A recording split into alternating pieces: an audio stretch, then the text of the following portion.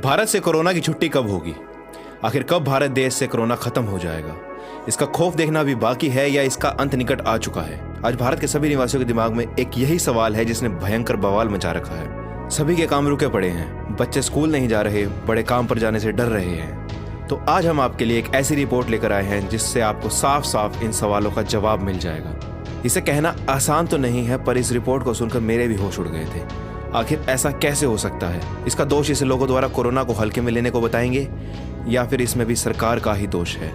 आज हम आपके सामने एक रिपोर्ट पेश करेंगे प्रोफेसर भ्रमर मुखर्जी की, जो एक बहुत ही प्रसिद्ध शोधकर्ता है। इनके आंकड़े आपको चौंका देंगे, आप डर जाएंगे, आप परेशान हो जाएंगे।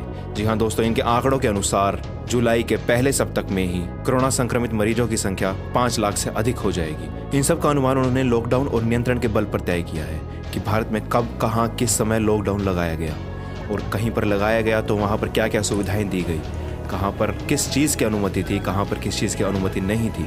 उसके हिसाब से उन्होंने एक 43 पन्नों की रिपोर्ट तैयार की है, जिसके अनुसार हमें यह पता चल रहा है कि जुलाई के पहले सप्ताह में ही कोरोना संक्रमित केस 5 लाख से अधिक हो जाएंगे। इन्होंने पहले भी कुछ ऐसे आंकड़े दिए थे जो आज के दिन पर लागू हो रहे हैं। जो इन्होंने आंकड़े पहले बताए थे वो आज के दिन पर बिल्कुल ही सटीक बैठ रहे हैं। तो इस हिसाब से हम उनका मान सकते हैं कि वो जो ये कह रही हैं कि जुलाई के पहले सप्ताह में ही 5 लाख से ऊपर केस हो जाएंगे, तो ऐसा होना संभव भी है।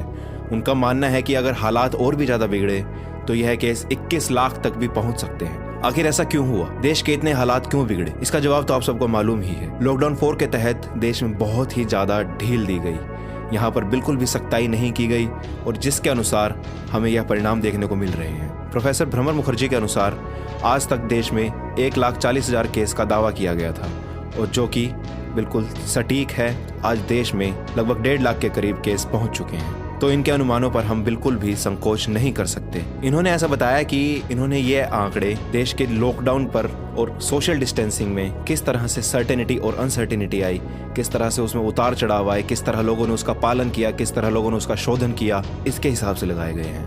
उनका मानना यह है कि कोरोना को देश से भगाना बहुत ही मुश्किल है, पर अगर हम चाहें तो इससे हम बच सकते हैं, और यह सब हमारे ही हाथ में है। जी हाँ दोस्तों, यह सब हमारे ही हाथ में है। हम किस प्रकार इससे बच सकते हैं, किस प्रकार हम लोगों से दूरी बना सकते हैं, और किस प्रकार हम अपनी सुरक्षा कर सकते हैं। उन्होंने बहुत ही एक अच्छी सलाह हमें दी कि जो व्यक्ति घर से काम कर सकते हैं वो घर पर रहकर ही काम करें, क्योंकि हर कोई व्यक्ति घर पर रहकर काम नहीं कर सकता। साथ ही WHO के द्वारा भी यही रिपोर्ट दी गई है कि जुलाई के प्रथम सप्ताह में कोरोना बहुत ही ज्यादा पीक पर चला जाएगा। जी हाँ दोस्तों, कोरोना इतना बढ़ जाएगा कि हमें अपनी जान बचाने के लिए अपने घर में रहना पड़ेगा, अपने आप को कैद करना पड़ेगा। क्यों ना उससे पहले हम इसे सुधार लें। WHO की रिपोर्ट के अनुसार उन्होंने एक चार्ट बनाया है, ऐसा 20 देशों का चार्ट, जिसके अंदर यह साफ साफ लिखा है कि अगर चीन को छोड़कर जुलाई से पहले कहीं पर भी लॉकडाउन खुला तो वहाँ के हालात बेकाबू हो जाएंगे।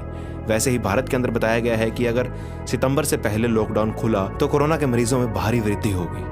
WHO ने भी यह रिपोर्ट उसी प्रकार से बनाई है जिस प्रकार प्रोफेसर मुखर्जी ने बनाई। इनका डाटा भी बिल्कुल विश्वसनीय है और हम इस पर बिल्कुल मान सकते हैं कि यह संभव है। उनका मानना है कि कोरोना को काबू में करने के और भी बहुत तरीके हैं। एक तरीका यह भी है कि हम अपनी टेस्टिंग की रफ्तार बढ़ा सकते। जिस रफ्तार से हम टेस्टिंग कर रहे हैं वह टेस्टिंग बहुत ही कम है, पर टेस्टिंग करने के लिए हमारे पास PPE किट्स की बहुत ज्यादा कमी है। इंग्लैंड ने भी यह गलती की थी कि उन्होंने वेंटिलेटर्स पर बहुत ज्यादा ध्यान दिया था, पर वह PPE किट्स पर ध्यान देना भूल गए थे।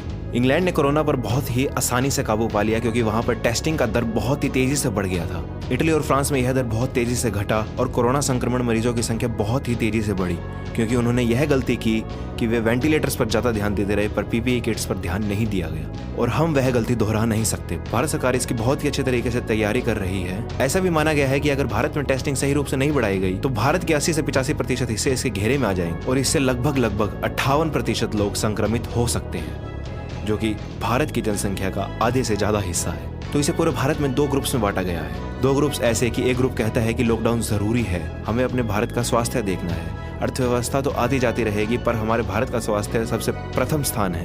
और वहीं दूसरी तरफ दूसरा ग्रुप इस चीज में बटा हुआ है, पूरे देश की बिजनेस अर्थव्यवस्था नीचे जा रही है, हमें इस अर्थव्यवस्था को उठाना है। तो आप किस ग्रुप की तरफ हैं? पूरे देश में इस बारे में चर्चा चल रही है, तो आप किस ग्रुप की तरफ होना चाहेंगे?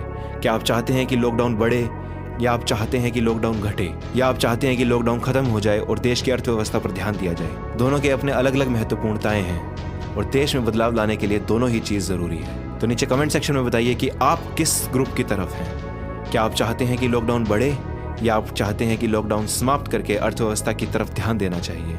यह आपके लिए, आपके परिवार के लिए और आपके सभी चाहने वालों के लिए बहुत ही मुश्किल की घड़ी है। इसलिए जितना हो सकता है आप घर पर रहिए, सुरक्षित रहिए, लोगों से दूर रहिए, क्योंकि हमें नहीं पता कौन सा दूसरा इंसान कोरोना से संक्रमित है। अंत में बस इतना कहना चाहूंगा कि सोशल डिस्टेंसिंग ही इसका सबसे बड़ा इलाज है।